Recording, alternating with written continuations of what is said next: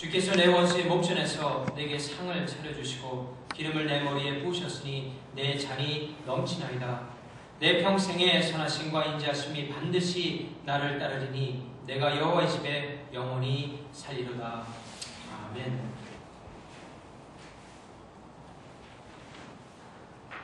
우리가 새해가 되면은 이런 일을 또 저런 일을 한번 시도해보고자 하는 그런 결단을 하게 됩니다. 그래서 그 일들이 참 하나님께 영광이 되고 우리의 삶 가운데 유익이 되기를 우리가 원하는 마음으로 시작을 합니다. 우리 교회적으로는 올 한 해를 드리면서 우리가 참다운 예배를 좀 드리자. 매주일 모여서 참다운 예배를 드리는 그런 한 해가 되자. 그리고 한 가지 더는 이 시편 23편의 말씀을 1년 동안 여러분들이 다 외우셨으면 좋겠습니다. 외움으로 시편 23편을 묵상하는 가운데 하나님께서 베푸시는 놀라운 그런 경험을, 은혜를 경험하는 한 해가 되기를 먼저 바랍니다. 그러는 바람으로 오늘 시편 23편을 우리가 한번 같이 보겠습니다. 그 말씀의 뜻을 우리가 생각하면서 이것을 묵상할 적에 주님께서 주시는, 또 주님을 말씀을 통해서 주님과 교제를 나누시는 그런 한 해가 되기를 먼저 여러분에게 축복합니다. 매주일 첨부되는 그 말씀이 우리의 영의 양식입니다. 그래서 하나님께서 그 영의 양식을 통해서 우리의 영혼을 이끌어 나가십니다. 그와 동시에 이 시편 23편을 우리가 매일매일 참 이렇게 반복하면서 외우다 보면은, 생각하다 보면은 하나님께 감사하는 삶을 살 수 있게 된다는 것입니다. 오늘 시편 23편은 이 다윗이 지었습니다. 다윗은 그와 같은 사람이었습니다.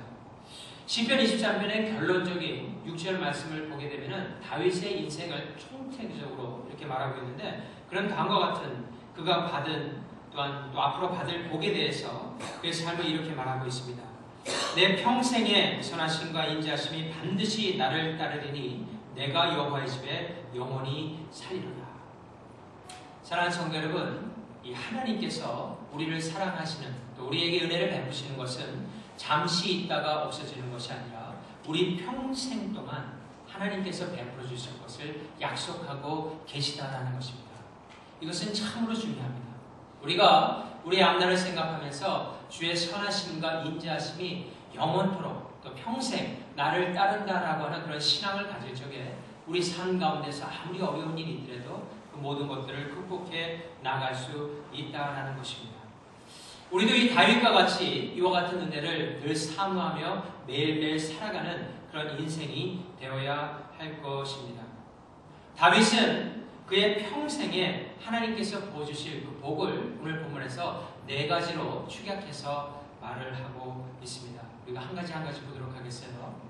첫 번째 보게 되면은 다윗은 하나님의 은혜와 사랑을 확실히 체험했던 생활을 했습니다. 그가 이 3자적인 입장에서 하나님을 알았던 것이 아니라 정말 1인치적인 입장에서 나의 하나님, 나의 목자라고 고백할 정도로 하나님의 은혜와 사랑을 확실하게 체험한 그런 삶을 살았습니다. 이 체험이 성도가 누릴 수 있는 참된 복인 것을 성경은 가리키고 있습니다. 2절에 보게 되면은 그와 같은 확실한 체험을 말하면서 다음과 같은 고백을 하고 있습니다. 2절에 그가 나를 푸른 풀밭에 누이시며 쉴 만한 물가로 인도하시는 도다.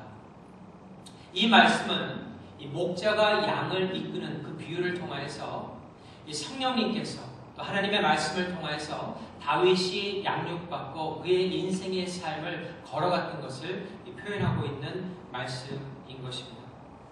이 푸른 풀밭은 양에게 좋은 꼴을 제공하는 것입니다. 이 쉴만한 물가는 양에게 귀중한 물을 공급하여서 그로 하여금 유쾌하게 하는 것이 바로 이 쉴만한 물가인 것입니다. 다윗은 확실히 하나님의 말씀을 영혼의 양식으로 알았고 그것을 만족하게 여기는 생활을 했다라는 것입니다. 그래서 그런 시편에서 19편에서 다음과 같은 고백을 합니다. 여호와의 교훈을 금 곧 많은 순금보다 더 사모할 것이며 꿀과 송이꿀보다 더 달도다라고 고백을 했습니다. 제가 잘 아는 그 집사님 가운데 이미 초기에 오셔서 상당히 어려울 때가 많이 있었습니다. 조그만 컴퍼니를 이렇게 차리고 섬기는 가운데 개척하는 그런 모든 것들이 힘들었어요. 근데 그때 그분이 간증하는 것을 들을 적에 자신은 태어나서 그때만큼 이 하나님의 말씀이 풀처럼 단 것을 느끼지 못했다라고 말을 했습니다. 어려운 가운데 아침마다 주님께서 주시는 그 말씀을 필 적에 그 말씀이 얼마나 달든지 그 말씀을 계속 섭취하면서 그 힘을 가지고 하루하루를 살아갔다라고 그렇게 저에게 고백하는 그런 간증을 들은 적이 있습니다. 지금은 잘 캘리포니아에서 좋은 생활을 하고 있습니다. 이 다윗은 성경 말씀을 무엇보다도 가장 달게 읽었습니다. 내 인생에서 가장 맛있는 것은 성경을 읽습니다. 그리고 성령님의 안위하심과 감동을 체험적으로 받은 사람입니다. 그렇기 때문에 이 하나님 안에서 누리는 그 복이 얼마나 큰 것을 매일매일 경험하면서 살았던 사람인 것입니다. 여러분, 이러한 은혜가 충만한 삶을 누리는 자, 또 하나님과의 교제를 나누는 사람 가운데는 미래도 장래도 하나님께서 반드시 우리의 삶을 좋은 곳으로 선한 것으로 인도하실 확신이 있기 때문에 삶 가운데 굴곡이 있다 할지라도 결코 좌절하거나 포기하지 아니하고 계속해서 진보해 나갈 수 있는 믿음의 사람이 된다라는 것입니다. 사랑하는 성도 여러분, 우리가 하나님 안에서 첫 번째 누릴 수 있는 복이 무엇입니까? 하나님의 은혜와 사랑을 확실히 체험하는 생활입니다. 오늘 하루뿐만 아니라 내일뿐만 아니라 모레가, 글피가 하나님의 사랑으로 인해서 충만해지는 것을 경험하는 것, 그것이 바로 우리가 누릴 수 있는 참된 복이라는 것입니다. 두 번째, 크리스찬으로서, 기독교인으로서 누릴 수 있는 복은 영혼이 소생되는 복을 가리키고 있습니다. 본문에 보면 3절에 이렇게 가리키고 있죠. 내 영혼을 소생시키시고 라고 되어 있습니다. 이 소생시킨다라는 단어는 히브리어로 슈브라는 단어를 썼습니다. 이 슈브라는 단어의 뜻은 뭐냐면은 어떤 영혼이 죄악과 공경으로 인해서 헤매이고 있는데 그 헤매이던 영혼이 다시 옳은 곳으로 제자리로 돌아왔을 적에 그를 슈브라고 그렇게 말을 합니다.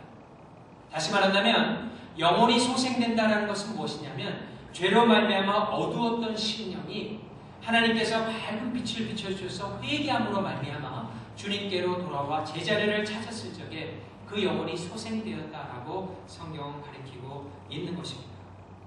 한 가지 더 마지막 부분에 보면은 자기 이름을 위하여 의의 길로 인도하신다라고 되어 있는데 그 의의 길로 인도하신다는 의의 길이라는 것은 도덕적인 의로운 길을 가리키는 것이 아니라 평탄한 길, 형통의 길을 뜻하는 것입니다. 이 말씀을 우리가 도합해서 말하면 이런 것입니다.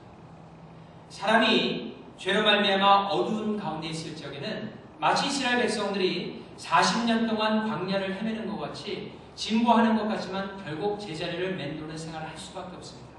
하지만 하나님께서 빛을 비춰주시고 영혼을 소생시킨 다음에 회개를 하고 하나님의 말씀 가운데 걸어가는 자는 진보해 나가는데 그 진보해 나가는 형태가 하나님께로 더욱더 가까이 나가는, 주님을 더욱더 가까이 알아가는, 그래서 의의 길로, 평탄의 길로 걸어가는 삶을 살 수 있게 해주신다는 것입니다. 이것이 바로 기독교인들, 예수님을 믿는 자들이 가지고 있는 엄청난 축복이라는 것입니다. 여러분, 베드로를 잘 아실 것입니다. 베드로는 상당히 굴곡이 심했던 사람입니다.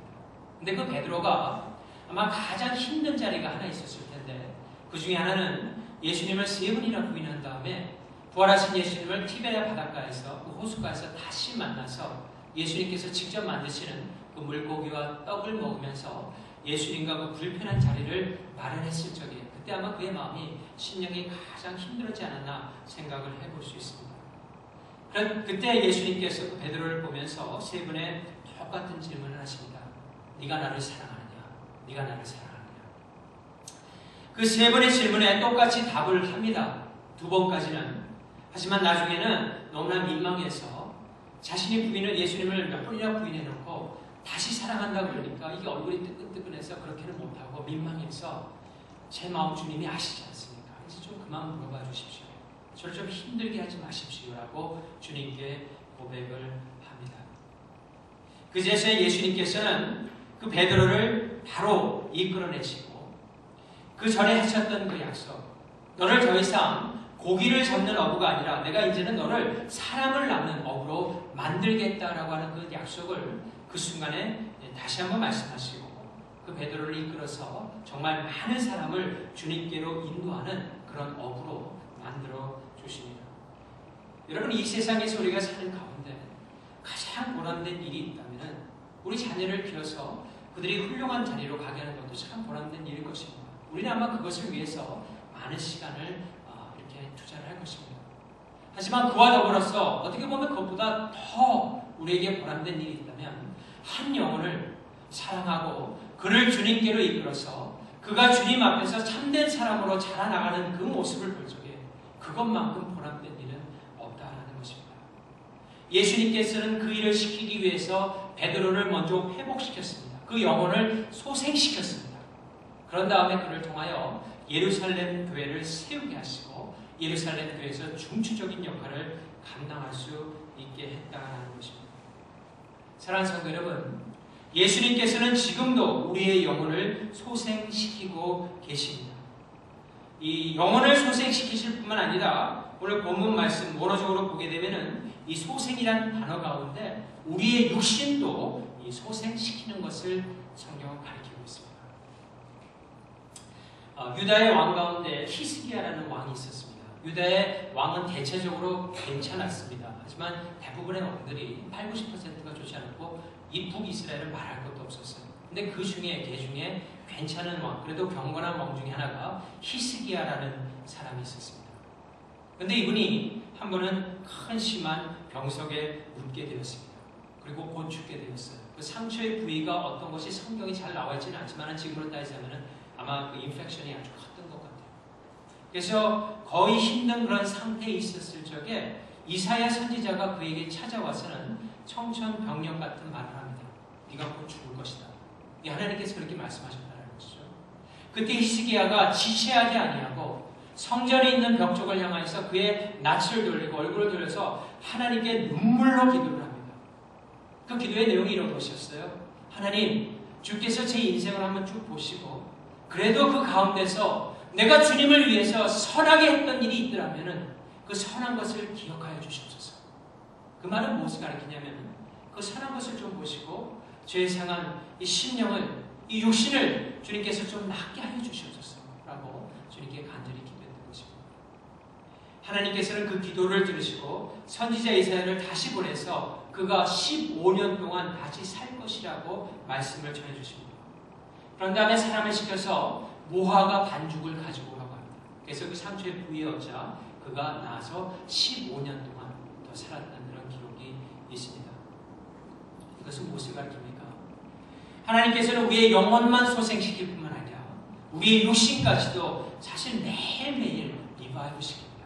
그래서 우리로 하여금 매일매일 나아갈 수 있는 그런 삶을 살 수 있다는 것입니다.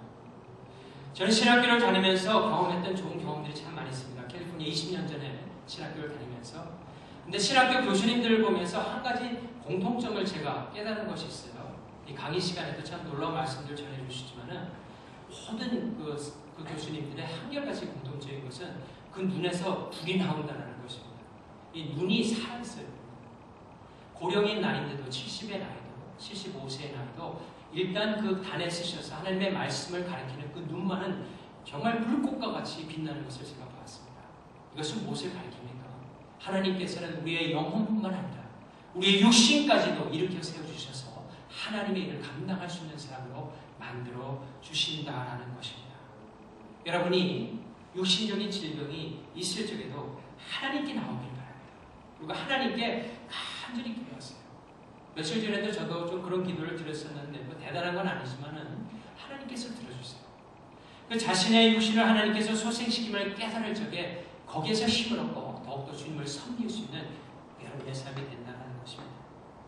두 번째는 하나님께서 우리의 영혼을 소생시키는 복을 우리에게 허락해 준다는 것이죠. 세 번째, 하나님께서 우리에게 내려주시는 은혜, 복은 사망의 음침한 골짜기를 다닐지라도 해를 결코 두려워하지 않도록 해준다라는 것입니다. 주님의 보호하심입니다. 사망의 음침한 골짜기, 이것을 원어적으로 그대로 해석을 하려면 죽음의 그림자입니다. 그러니까 죽음의 그림자가 되었다 이런 말을 쓰죠. 그것이 바로 오늘 본문 말씀이에요. 사망의 음침한 그 골짜기로 죽음의 그림자가 기울인 듯한 그 길을 걷는다고 할지라도 결코 해를 두려워하지 않는 그런 강한 심령을 주님께서 허락해 준다는 것입니다. 다윗은 여러분들이 기회가 되면 사무엘상을 한번 읽어보세요. 그러니까 ancient, 고전으로서 이 세상에 나와 있는 모든 고전, 성경뿐만 아니라 모든 고전 가운데 가장 한 인생의 오랜 고전을 다루고 있는 것이 바로 이 다윗의 생애입니다. 동서고금을 막느라고요. 그래서 한번 읽어볼 만한 가치가 있어요. 하나님의 말씀이기 때문이기도 하겠지만요. 이 사람의 생애를 보게 되면은 이 사람 가운데는 무수한 어려운 일들이 참 많이 있었습니다. 그 중에서도 이 키가 6척이 되는, 지금으로 따지자면은 3m에 가까운, 그러니까 3m 93cm, 거의 4m가 넘는 아주 큰 그런 사람이 있었어요. 골리앗이라는 사람인데요.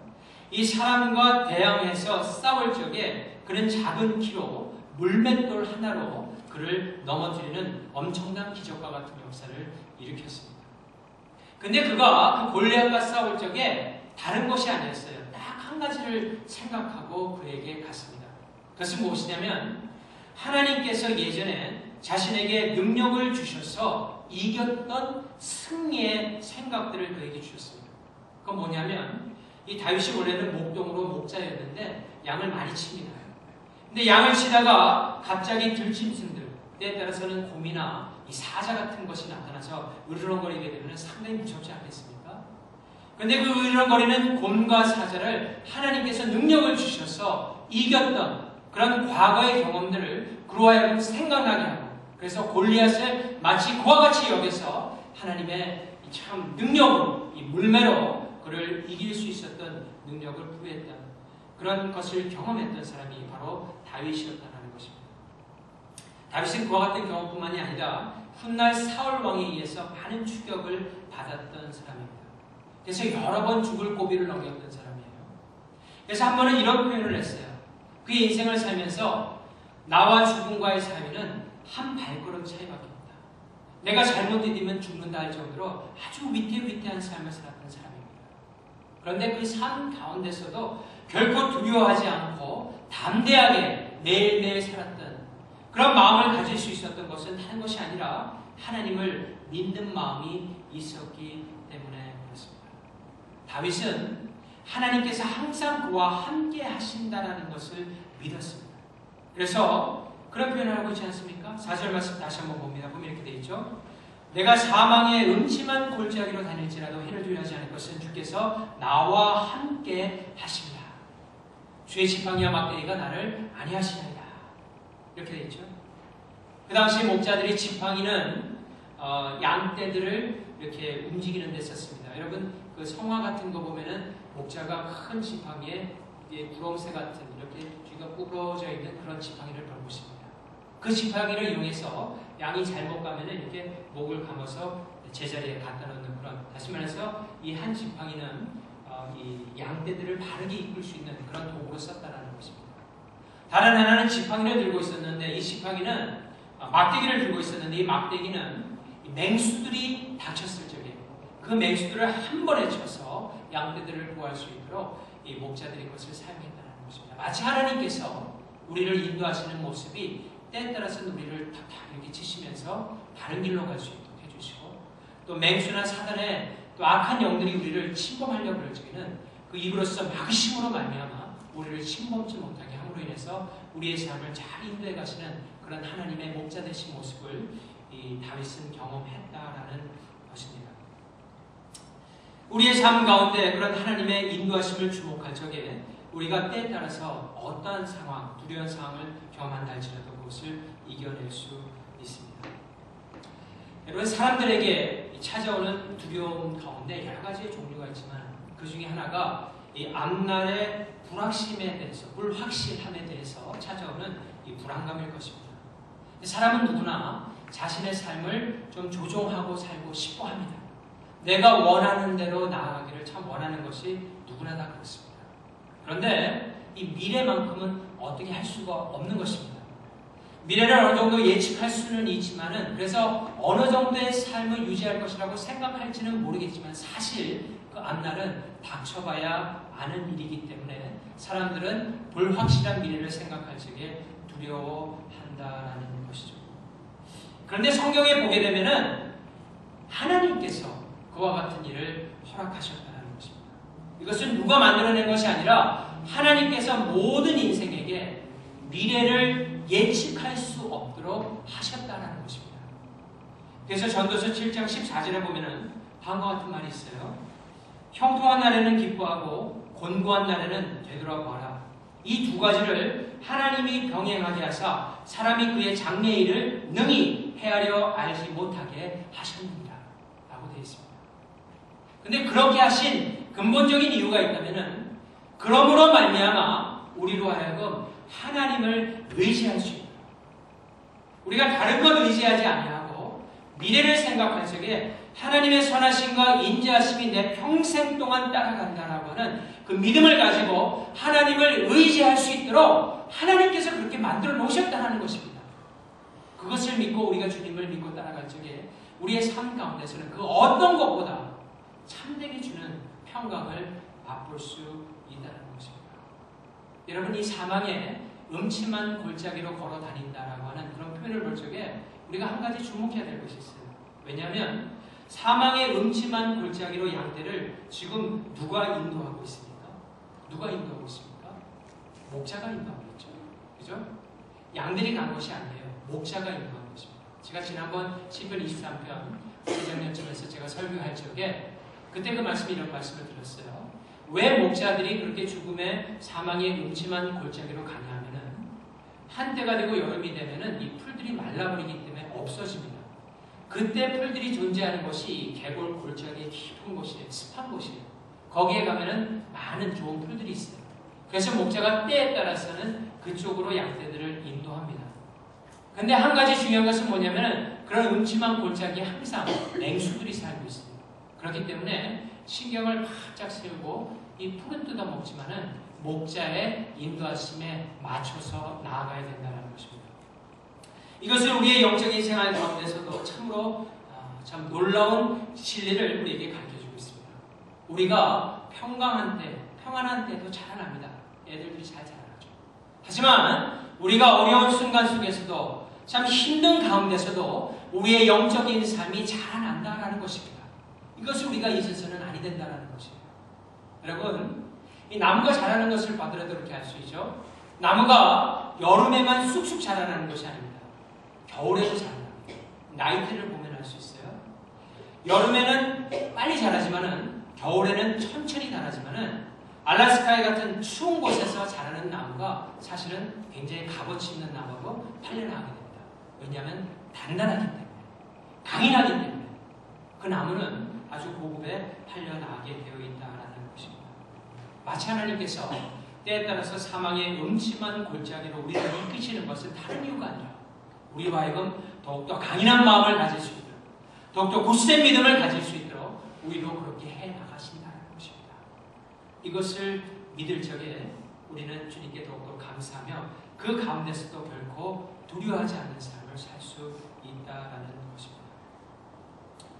다윗은 자신의 장래에 대해서 확실한 믿음을 가졌을 뿐만 아니라 그가 어려운 상황에 처한다 할지라도 결코 그 해를 두려워하지 않았던 가장 큰 이유가 있었다면 하나님께서 나를 떠나지 않기 때문에, 하나님께서는 항상 나와 함께 하시기 때문에 그것으로 인해서 그는 모든 참 위로를 받고 소망을 받고 그 주님만 보면서 나아갔던 사람이 바로 다윗인 것입니다.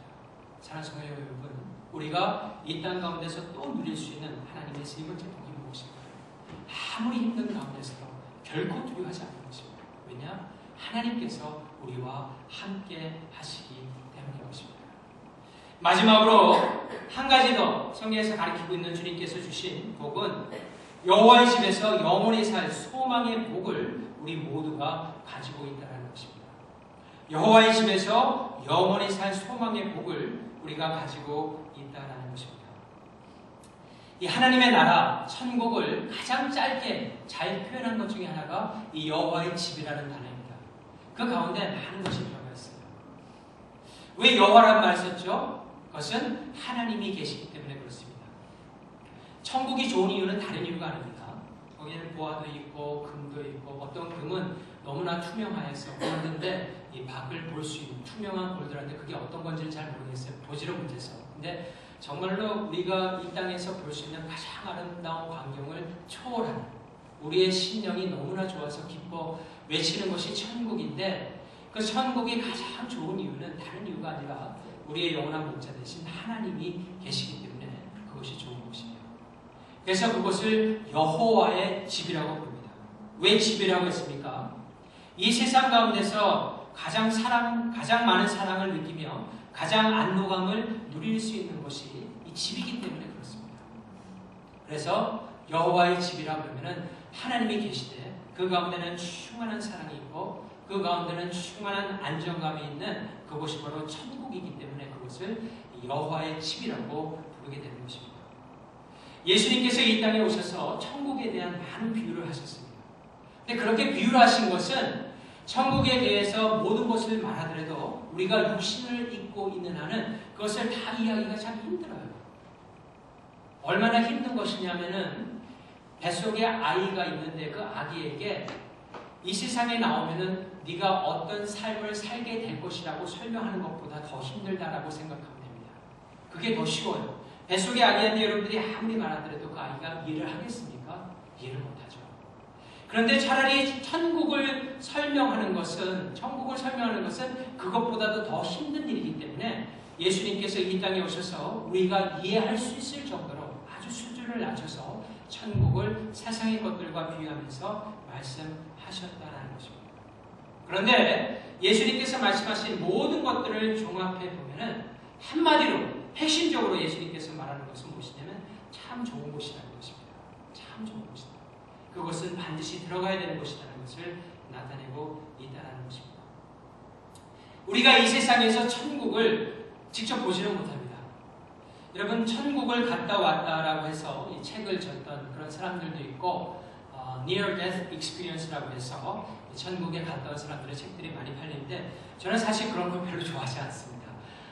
왜냐하면 그게 정확하지도 않고 요한계시록을 보면은 천국에 대해서 잘 나와 있기 때문에 그런 책을 읽는 것보다는 오히려 이 성경을 읽는 게 더 나아요. 왜냐하면 잘못될 수도 있고 그런 게 한 몇 년 정도 하다가 그 다음에 싹 없어집니다. 저는 80년대 내가 본 천국이라는 책이 굉장히 유명하다 지금 거의 보지 않지 않습니까? 그렇게 되기 때문에 그런 책보다는 오히려 우리의 실생활 가운데서 하나님의 말씀을 통해서 야 천국이 이렇게구나 하는 것을 깨닫는 것이 참 좋다는 것입니다. 그렇게 천국의 맛을 자꾸만 깨닫다 보면은 우리 삶 가운데서 큰 기쁨을 가지고 나아갈 수 있다는 것이에요. 그것을 나타내는 좋은 예가 하나 있습니다.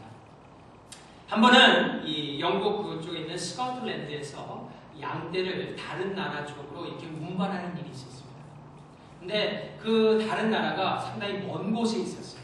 그래서 그것까지 운반해야 되니까 이 양떼들이 그동안 몇 달 동안 먹을 양식을 준비했는데 먹을 양식보다가 마른 풀을 준비했습니다. 그래서 몇 달 동안 충분한 풀을 준비했어요. 그래서 이제 항해를 시작했어요. 그래서 항해를 시작해서 목적지까지 거의 몇 달이 걸려서 다 왔습니다. 다 왔는데 갑자기 양떼들이 마른 풀을 먹지 않는 것이에요. 먹지 않는 그 순간에 보니까 이렇게 앞에는 안개가 쫙 해가지고 앞에도 안 보이는데 그런 일들이 자꾸 일어나니까 이 양을 돌보던 사람이 굉장히 당황이 됐어요. 그래서 왜 이러는가? 그래서 이것도 먹여보고 저것도 먹여보지만 양떼들이 전혀 이 마른 풀들을 먹지 않는 거예요. 근데 조금 있으니까 이 배가 좀 더 진행을 하면서 안개가 싹 거치는데 바로 앞에 목적지가 보여요. 근데 목적지가 보이는데 그 목적지 앞에 아주 푸른 초원이 정말 거대한 풀밭이 그 눈앞에 탁 드러나는 것입니다. 사람은 몰랐지만은 양떼들은 이미 그 푸른 풀밭의 냄새를 맡기 시작한 것입니다. 그러니까 그 냄새에 입맛이 바뀌니까 더 이상 마른 풀을 먹지 않고 그 푸른 풀을 먹으려고 기다렸던 어떻게 보면 사람보다 지혜로운 모습을 그 양떼들이 보여주었다는 것입니다. 여러분, 마치 우리의 삶은 그와 같다는 것이에요. 이 세상의 삶은 정말 나그네와 같은 삶입니다. 하지만 하나님께서 허락하신 그런 마른 풀들이 있어요. 그래서 그 풀을 먹긴 합니다.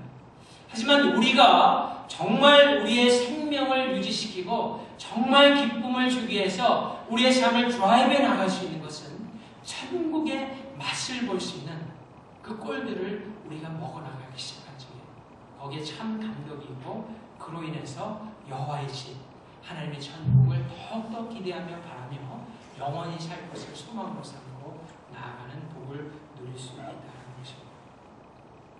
이 세상에서 천국을 바라보면서 사는 사람은 이 세상의 그 어떤 것보다 주님만을 의지하고 주님만을 사랑하는 사람입니다. 그런 사랑하는 마음과 그런 의지하는 마음이 주님을 만났을 적에 우리가 드릴 수 있는 참된 제물인 것입니다. 제가 주님을 사랑합니다. 주님을 기뻐합니다. 사랑하는 성도 여러분, 올 한 해 우리 모두가 이렇게 하나님께 참된 예배를 드리는 그런 삶이 되기를 참으로 원합니다.